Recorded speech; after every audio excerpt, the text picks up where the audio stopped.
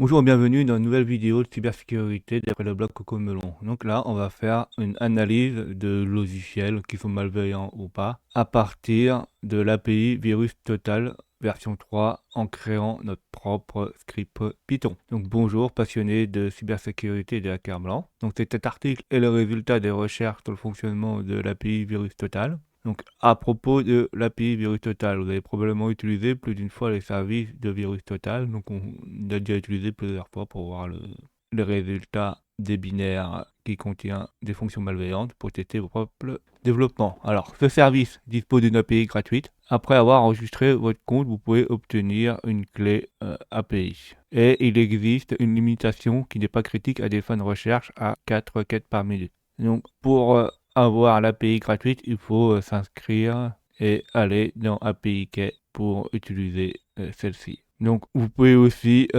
utiliser aussi de payer pour être en upgrade premium où là il n'y aura plus de limitation. Donc là on voit 4 essais par minute, 500 par jour et plus de 15 000 par mois. Donc ça c'est le quota. On a une documentation qui se trouve ici sur le propre site comment l'API fonctionne. Et là, on va faire un exemple pratique. Donc, on va écrire, oui, le seul blog, il va nous expliquer comment écrire le script en Python. Donc, pour des raisons pratiques, j'ai écrit un script simple qui télécharge un fichier local sur Virus Total, jusqu'à présent seulement moins de 32 mégaoctets. Donc, il ne faut pas que les binaires fassent plus de 32 mégaoctets analysés et donne des résultats de son analyse en chiffres combien de moteurs antivirus le considèrent comme malveillant. Donc allons-y, selon la documentation, nous indiquons notre propre clé dans toutes les requêtes. Donc là, la première chose, on a créé une classe où au niveau du terminal Linux, on lui met le code pour mettre les couleurs. Et là, dans VT API Key, on met sa propre API Key qu'on a récupérée sur notre compte Virus Total.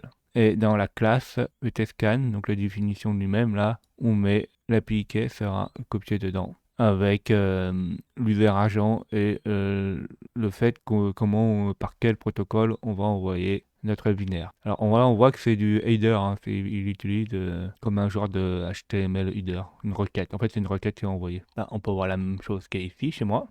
On a aussi, ce qui n'est pas montré, c'est le VT API URL, donc l'URL sur Virus Total, et sur la version de l'API à contacter. Et là, on a la classe qui sert d'envoyer le user agent, la clé API et l'encodage. Ensuite, j'ai créé une fonction qui télécharge le fichier local sur le Virus Total. Donc après la classe, là, on a un def upload. Donc là, il téléverse notre malware en affichant avec la bonne couleur qu'on a téléversé le fichier. Donc voyons ceci dessus. Donc là, c'est la fonction def-upload qui permet de, à partir d'un chemin du malware et avec le nom du malware, de le téléverser. Donc en premier, il affiche qu'il va téléverser ce fichier avec l'encodage, le malware, le nom, il récupère le nom et là, il upload à partir de l'URL et l'API file. Donc là, il va l'ouvrir en lecture.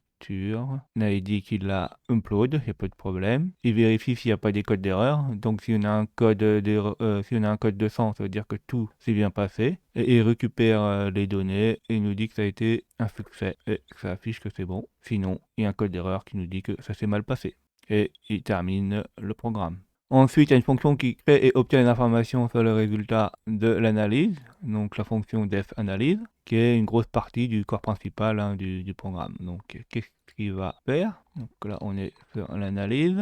Donc, il affiche qu'il a les infos à propos des résultats de l'analyse. Donc, il les récupère à partir de l'URL. Donc là, il fait une requête. Il regarde si cette requête est bonne. Si elle est bonne, il récupère ces informations qui sont encodées en format JSON et il récupère les données, les attributs, les statuts au niveau des données. Donc là, il récupère le status. Donc si tout est bon et que c'est égal à completed, c'est bon. Et il récupère le résultat de chaque information. Donc suivant les résultats, là, il affiche si c'est du malveillant ou detected, il y a des codes de couleur, etc. Il affiche le résultat. Et s'il y a plusieurs résultats, il affiche tous les résultats. Et par exemple, le nom, la version du moteur qu'il a détecté, la version, la catégorie, le résultat, la méthode, la mise à jour, etc.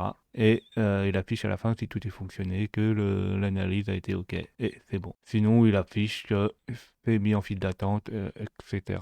Donc ici, le fichier que nous avons téléchargé et analysé est prêt. Alors nous avons le résultat de la console, combien de moteurs au total considèrent notre fichier comme malveillant, oui. que je viens de dire, et si le fichier est dans la file d'attente, donc c'est le file d'attente, c'est dans le queue, alors que nous lisons le résultat de l'analyse à l'aide d'une somme de contrôle, hein, et SCH 256 de notre fichier comme identifiant. Donc ça aussi, on a le code aussi de notre SAH qui permet d'analyser si le code a déjà été analysé dans la base de données de Virus Total, si c'est malveillant ou pas. Donc là, on a l'information par rapport à ça, donc dans def info. Donc là, il va récupérer les informations du fichier par rapport au hash. Donc par rapport au hash, il va récupérer les informations. Si la requête a été bonne, il récupère les résultats en code JSON, et par rapport aux résultats au code JSON, il fait exactement la même chose qu'en haut là. Il récupère toutes les informations, les catégories, les moteurs antivirus, le nombre de résultats, la version, laquelle méthode, si c'était mise à jour, si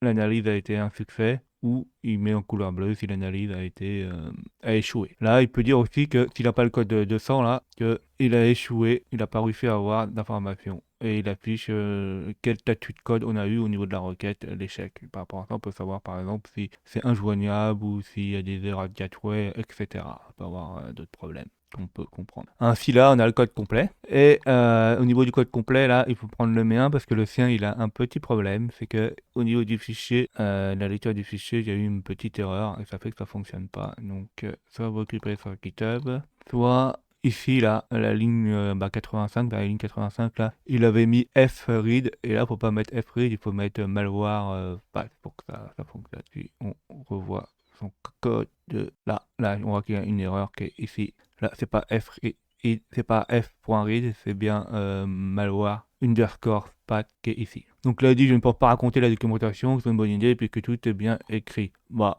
oui et non, il n'y a pas beaucoup de commentaires dans le code, mais bon, je vous ai à peu près écrit à quoi ça correspond, c'est assez simple. Pour la démo, on va compiler un ancien code d'un ancien modifiant qu'on avait fait avant dans l'un des messages précédents. Par exemple, ça c'était le dernier, du malware des Manasiara, on avait mis une injection de code. Donc ça, vous le retrouvez dans mon GitHub. Donc on prend le simple hack.ccp là avec le message meo avec my payload et qui injectait ceci dans un processus. Donc une fois que vous avez copié-collé ce code, ou vous le récupérez à partir de GitHub, on va le compiler. Donc là on va le compiler avec le cross-compilateur.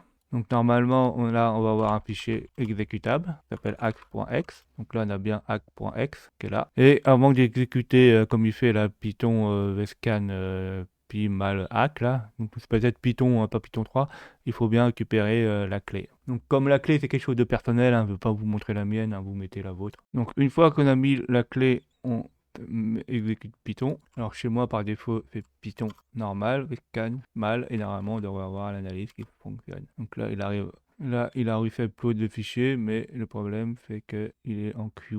Donc des fois, quand il y a queue, il faut recommencer une autre fois. Donc là, si on a des queues, on recommence. Là, je recommence. Et là, ça a fonctionné. Donc j'ai tous les moteurs d'antivirus avec la version, la catégorie, le résultat. Donc si c'est en rouge, c'est malveillant. Si la méthode était blacklistée, etc.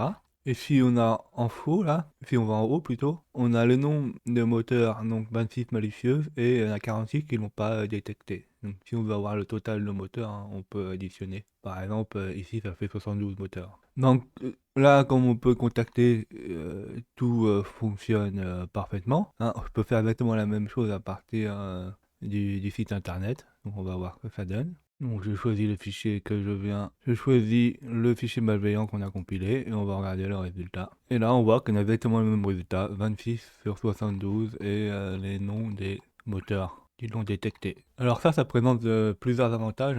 Vous pouvez scripter ça autrement, faire d'autres scripts. Par exemple, dans l'entreprise, quand on reçoit des mails ou des pièces jointes et des choses comme ça, ça permet d'automatiser le scannage des fichiers qui arrivent. Par contre, il faudra sûrement aller dans une solution premium. Mais en tant qu'utilisateur personnel, ça peut être bien aussi, parce qu'on ne reçoit pas énormément de fichiers malveillants tout le temps, on ne télécharge pas tout le temps. Donc l'API VirusTotal vous permet de faire des choses plus sophistiquées et personnalisées, et je pense que mon clip peut servir au point de départ de vos projets. Oui, vous pouvez lire la documentation VirusTotal et avoir beaucoup plus d'informations que vous avez par défaut sur une page web. Alors toutes les choses que je fais, c'est des cas pratiques à des fins pédagogiques uniquement, pas des choses malveillantes. J'espère que vous avez appris des nouvelles choses.